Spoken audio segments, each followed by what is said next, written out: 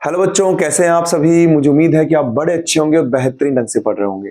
आप सभी का स्वागत है ज्योग्राफी पाठशाला में। कक्षा 12 भूगोल की यात्रा चल रही है बेटा। पाठ नंबर 7 परिवहन और संचार हम कर रहे हैं। मैं आपके लिए चैप्टर्स 4 वीडियो में लेकर आया था, क्योंकि मैंने यहाँ पर जो टॉपिक्स हैं उनको तोड़कर सरल ढंग से आपके सामने लाने का प्रयास किया है। आज मैं क्वेश्चन लेकर आया हूँ। अभी मैं लगातार वीडियो डाल नहीं पा रहा हूँ, उसकी बेटा उसके लिए माफी चाहता हूँ। समस्या ये है कि मेरी रीट एग्जाम में ड्यूटी आई हुई है, समय नहीं मिल पा रहा है। 28 तक मेरी ड्यूटी है, लेकिन फिर भी मैं कोशिश कर रहा हूँ कि आपके सामने वीडियो लेकर आऊं। ठीक है, मैं जल्द ही कोर्स पूरा कराने की पूरी कोशिश करूंगा। लीजिए, बिना देरी करें हम शुरू करते हैं। पहला क्वेश्चन, यदि आपको लंबी दूरी तक यात्रा कम समय में तय करनी हो तो आप किस परिवहन साधन का चयन करेंगे। तो पहले सर हम बात तो करें कि सर जो परिवहन थे वो कितने प्रकार के थे सर। तो हमने ये बात की थी उस वीडियो में कि परिवहन आप सर स्थल पर भी कर सकते हैं, आप परिवहन जल पे भी कर सकते हैं, और आप परिवहन वायु के रूप में भी कर सकते हैं। अगर आपको छोटी दूरी पर घर से घर परिवहन करना हो तो आप स्थल परिवहन का यूज करेंगे। अगर आपको स्थूल सामग्री का, बड़ी भारी सामग्री का यूज करना हो, उसका परिवहन करना हो तो जल का करेंगे। आपको शीघ्रतम अगर पहुंचना हो, कहीं पर जाना हो, तो आप वायु परिवहन का यूज करेंगे। स्थल परिवहन मैंने बताया था, अगर आप सड़क मार्ग का यूज करते हैं तो सड़क परिवहन में आता है, अगर आप रेल के लिए करते हैं तो रेल में आएगा, और अगर आप यहाँ पर पाइपलाइन का भी यहाँ पर कर सकते हैं, जो हमने बात की थी। ठीक है, अब यहां पर आ रहा है, यदि आपको लंबी दूरी तक यात्रा कम समय में तय करनी हो, कम समय कम लगना चाहिए, तो मैंने बताया कि यहां पर सड़क में आप छोटी दूरी की यात्रा कर सकते हैं, घर से घर में कर सकते हैं, लेकिन आपको अगर लंबी दूरी की यात्रा कम समय में करनी हो तो वायु परिवहन का चयन करा जाएगा। किसका? वायु परिवहन का। तो हमारा उत्तर हो जाएगा यहां पर वायु परिवहन। ठीक है, यहां पर काफी चीजें हमने और भी पढ़ी है। अगर आपको मैं थोड़ा सा रिकैप करा दूं, सड़क के अंदर सर हमने यहां पर ग्रामीण सड़कें पढ़ी थी, हमने जिला सड़कें पढ़ी थी, हमने सर एसएच स्टेट हाईवे पढ़े थे, हमने नेशनल हाईवे पढ़े थे, और राष्ट्रीय राजमार्ग जो यहाँ का चैप्टर का माफ कीजिएगा, अंतरराष्ट्रीय राजमार्ग जो यहाँ का महत्वपूर्ण जो टॉपिक था वो पढ़ा था। हमने रेल के अंदर से पढ़ा, 1825 में डार्लिंगटन की मध्य चली गई थी, हमने पढ़ लिया था, और रेल का पूर्व विश्व स्तर पढ़ा था। पाइपलाइन में बिग इंच, कॉमकेन और टैप पाइपलाइन हमने पढ़ी थी। जल को हमने समुद्र में और आंतरिक में पढ़ा था, और वायु परिवहन को भी हमने पढ़ा था। ठीक है, ये पूरा एक हमारे चैप्टर का पूरा थीम है। सेकंड क्वेश्चन लीजिए, यदि सेकंड क्वेश्चन में अपन देते हैं यहां पर,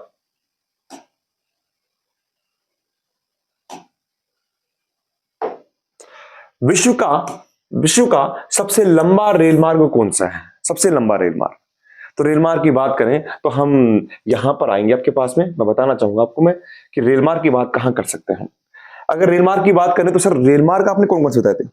एक मैंने बताया था आपको कैनेडियन पैसिफिक रेल मार्ग, जो वैंकूवर से आपके यहां पर हैलिफैक्स तक जाता है सर। ठीक है, एक आपका संयुक्त राज्य अमेरिका में बताया था सर आपने, जो यहां पर आप अगर न्यूयॉर्क को लेते हैं, और यहां पर आप सिएटल को लेते हैं, और यहां पर नीचे आप सैन फ्रांसिस्को को ले रहे हैं, यहां लॉस एंजल्स को ले रहे हैं, तो इन तीनों को जोड़ रहा था इस तरीके से। ठीक है, कुछ यहां इस तरीके से। अगर हम ओरिएंट एक्सप्रेस की लेते हैं तो लंदन से वो इस्तांबुल जा रहा था, फिर बाद में इसको म्यांमार तक ले जाने की योजना थी। ओरिएंट एक्सप्रेस रेल मार्ग। केप काहिरा रेल मार्ग की बात भी करी थी आपने। यहां पर पार ऑस्ट्रेलियन महाद्वीप की रेल मार्ग की बात की थी, जो पर्थ से सिडनी जा रहा है और बिरदुम से एडिलेड तक जा रहा है। लेकिन हम कैसे भूल सकते हैं विश्व के सबसे लंबे रेल मार्ग की, जो सेंट पीटर्सबर्ग, या फिर इसका दूसरा नाम है लेनिनग्राद, यहां से मॉस्को, और फिर मॉस्को से कजान, ओमस्क, अंगार्स्क, टुला, चिता, इरकुट्स्क से होता हुआ अंतिम पॉइंट इसका व्लादिवोस्टोक तक जाता है। 9322 किलोमीटर है, और विश्व का सबसे लंबा रेल मार्ग है। तो विश्व का सबसे लंबा रेल मार्ग कौन सा हुआ सर? विश्व का सबसे लंबा रेल मार्ग हमारे पास में आता है यहाँ पर पार साइबेरियन रेल मार्ग। अगला, स्वेज नहर किन सागर को जोड़ती है? वापस वहीं चलते हैं स्वेज नहर के पास ही। स्वेज नहर की बात करें तो हमको पता है कि यूरोपीय जो यहां से घूम के आ रहे थे, उनके पास में जिब्राल्टर जलसंधि से, यानी भूमध्य सागर से लाल सागर में प्रवेश का एक मार्ग ढूंढा गया था, स्वेज नहर। तो ये स्वेज नहर है जो भूमध्य सागर को लाल सागर से जोड़ती। और क्या था सर? 1869 में इसका निर्माण हुआ था। फ्रांसीसी इंजीनियर फर्डिनेंड लेसेप्स ने किया था। ये विश्व के मतलब यूरोप को हिंद महासागर में आने का नवीन मार्ग प्रदान करती है ना। बाकी हम सब चीजें इसमें पढ़ चुके हैं। ठीक है, लीजिए आपके पास, तो उत्तर आ जाएगा भूमध्य सागर को लाल सागर से। ओके जी, नेक्स्ट क्वेश्चन। मैंने आपको पहले कहा था मेरा उद्देश्य केवल यहाँ पर आंसर बताना नहीं है, मैं उसकी आपका पोस्टमार्टम करेंगे आंसर का। पनामा नहर जिन महासागर को आपस में जोड़ती है वो कहाँ है? अब पनामा नहर के पास चलते हैं। पनामा नहर सर यहाँ पर आपको बताया था कि 1914-15 के अंदर पनामा और कोलोन जो देश थे वहां से 8 किलोमीटर की भूमि संयुक्त राज्य अमेरिका ने ली, उसे नहर मंडल नाम दिया गया और वहां पर इस नहर का निर्माण किया गया जो अटलांटिक महासागर को प्रशांत से जोड़ती है। बिल्कुल क्लियर है। यहाँ पर 3 लॉक्स, वैसे 6 लॉक्स हैं लेकिन मुख्य 3 लॉक्स हैं। अटलांटिक में गोटन है, पनामा में पेट्रोमिक्स है और यहाँ पर मीरा है। और एक खास बात बता दूं अभी करण जीके का कि निकारागुआ के पास में नवीन नहर का निर्माण करने का प्रयास किया जा रहा है, लेकिन पहाड़ी क्षेत्र होने के कारण अभी तक वहां निर्माण नहीं हो पाया। अगर वो होता है तो पनामा को काफी नुकसान होगा। ठीक है जी। अच्छा, तो इसका उत्तर हो जाएगा अटलांटिक महासागर, हिंद महासागर नहीं है, प्रशांत महासागर नहीं है, भूमध्य सागर नहीं है, अटलांटिक महासागर, प्रशांत महासागर उत्तर इसका हो जाएगा। ठीक है जी। विश्व का व्यस्ततम व्यापारिक जलमार्ग कह रहा है, व्यापारिक जलमार्ग। यहां पर आ जाइए, मैंने आपको बताया था कि विश्व का व्यस्ततम व्यापारिक जलमार्ग होगा ना बेटा, तो वही होगा जहां पर विकसित देश होंगे। तो अमेरिका का पूर्वी तट और उत्तरी पश्चिमी यूरोप, इसके मध्य जो व्यापार होता है, और चूंकि कौन सा है ये उत्तरी अटलांटिक समुद्री मार्ग है, तो यहां पर होता है 25% या 1/4 व्यापार करता है विश्व का, और इसको वृहद ट्रंक मार्ग भी कहते हैं। ओके, ठीक है सर। तो इसका उत्तर देखते हैं हम यहाँ पर, भूमध्य सागर हिंद महासागर नहीं, ये तो विश्व का सबसे लंबा जलमार्ग है, विश्व के हृदय स्थल से गुजरता है, बात करेंगे। आंतरिक समुद्र मार्ग नहीं, उत्तरी अटलांटिक समुद्री मार्ग इसका उत्तर हो जाएगा। कौन सा समुद्री मार्ग प्राचीन विश्व के हृदय स्थल से गुजरता है? प्राचीन उत्तमाशांतरीप, दक्षिणी अटलांटिक समुद्री मार्ग, उत्तरी अटलांटिक समुद्री मार्ग और भूमध्य सागरीय हिंद महासागरीय जलमार्ग, सबकी बात करेंगे हम। देखिए, उत्तम आशांतरीप की बात की थी तो मैंने कहा था यूरोप है, पश्चिमी अफ्रीका के चक्कर लगाते हुए उत्तम आशांतरीप से ये आपके एशिया में जाएगा, ऑस्ट्रेलिया न्यूजीलैंड में। अगर हम उत्तरी अटलांटिक की बात कर चुके हैं, दक्षिणी अटलांटिक की बात करें तो यहां पर एक जगह है रियो डी जेनेरो, वहां से अर्जेंटीना इनको सेवा देता हुआ पश्चिम अफ्रीकी देश को सेवा देता हुआ यहां जाएगा, ये बात की थी। जिसमें क्वेश्चन भी था कि रियो डी जेनेरो केपटाउन के मध्य व्यापार क्यों नहीं होता है, समान संसाधन होने के कारण। अच्छा, अब आपके पास में एक मार्ग है जो जिब्राल्टर जलसंधि से भूमध्य सागर से होता हुआ स्वेज नहर का प्रयोग करते हुए लाल सागर से ये हिंद महासागर प्रवेश करता है। इसको भूमध्य सागरीय, क्योंकि भूमध्य सागर से है, हिंद महासागरीय जलमार्ग कहते हैं। हिंद महासागरीय क्या कहते हैं? जल मार्ग कहते हैं। ये विश्व का सबसे लंबा जलमार्ग है, विश्व का सबसे लंबा जल मार्ग है। ये 75% जनसंख्या को अपनी सेवा प्रदान करता है, 75% जनसंख्या को सेवा प्रदान करता है और विश्व के हृदय स्थल से गुजरता है। देख लीजिए, हृदय है इंग्लैंड में स्थित यूरो टनल ग्रुप के द्वारा प्रचलित सुरंग मार्ग किन 2 स्थानों को जोड़ता है ना? इंग्लैंड में स्थित यूरो टनल। देखिए, यूरो टनल की बात करें तो आपके यहां पर मैं नक्शे में बताऊंगा इसको आपको। यहां पर देखिए, आप यहां पर देखिए, मैंने बताया था यहां पर इंग्लिश चैनल है। जैसे आपने जब हम मार्ग पतन हम पढ़े उसमें आपने देखना, अभी आगे पढ़ेंगे हम उसमें था फेरी पतन। तो फेरी पतन में क्या होता है कि आपके यहां पर इंग्लिश चैनल से 2 पतन होते हैं। इंग्लैंड में तो डोवर पतन है, यहां पर कैलाइस पतन है, तो वो इंग्लिश चैनल से जा रही है। तो यूरो टनल इंग्लैंड की तो है लंदन और फ्रांस के पेरिस को जोड़ता है। इंग्लैंड की राजधानी लंदन और फ्रांस के पेरिस को जोड़ता है। तो देख लीजिए, लंदन को बर्लिन से नहीं, बर्लिन को पेरिस से नहीं, पेरिस को लंदन से जोड़ता है कौन? Euro tunnel. ठीक है, पेरिस को लंदन से। पनामा नहर में कितने जल प्रबंधक है? देखिए, 3 हम पढ़ते हैं लेकिन है कितने? 6 हैं। मुख्य 3 है तो वैसे 6 हैं।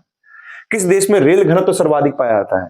सर, कितनी आपने बात की थी, आपने कहा था अगर सड़क घनत्व की बात हो, अगर लंबाई की बात हो, अगर वाहनों की संख्या की बात हो तो उत्तरी अमेरिका इसमें आंसर हो जाएगा। लेकिन अगर रेल घनत्व की बात हो तो इसमें कौन होगा? यूरोप होगा। लेकिन यूरोप का एक देश है, उसका नाम है बेल्जियम। ओके, ये आपका आंसर आ गया। अच्छा, अगर आपसे पूछे विस्तृत रेल तंत्र कहां पर है, जो 40% पर है, तो उसमें उत्तर हो जाएगा उत्तरी अमेरिका। विस्तृत का मतलब होता है फैलाव, घनत्व अलग चीज हो जाता है। रेल मार्गों में मानक लाइन, दोनों पटरियों के बीच की दूरी 1.44 मीटर का उपयोग किस देश में किया गया है? ब्रिटेन में, भारत में, बांग्लादेश में।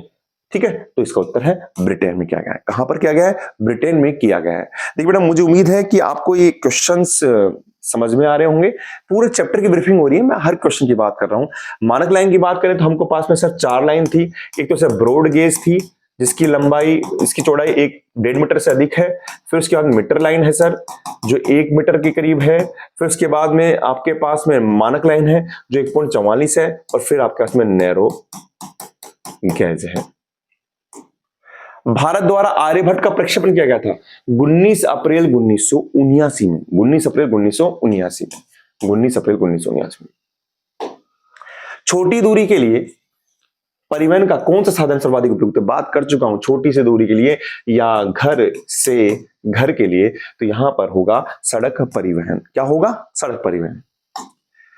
ट्रांस कैनेडियन महामार्ग कौन से 2 नगरों को जोड़ता है? अब देखिए, महामार्ग आते ही यहां पर सड़क की बात हो रही है, और ट्रांस कैनेडियन महामार्ग की बात करेंगे तो आप यहां पर देख लीजिए, मैंने यहां 2 मार्ग बताए थे आपको कि वैंकूवर से ये जाता है आपके पास में न्यू फाउंडलैंड में एक जगह है सेंट जॉन नगर, सेंट जॉन नगर। ठीक है, और एक अलास्का भी आता है, वो आपके जाता है एंकोरेज से। अलास्का में एंकोरेज है और कनाडा में एडमंटन है ना। इस तरीके से 2 है। तो देखते हैं हम, इसका आंसर क्या होगा?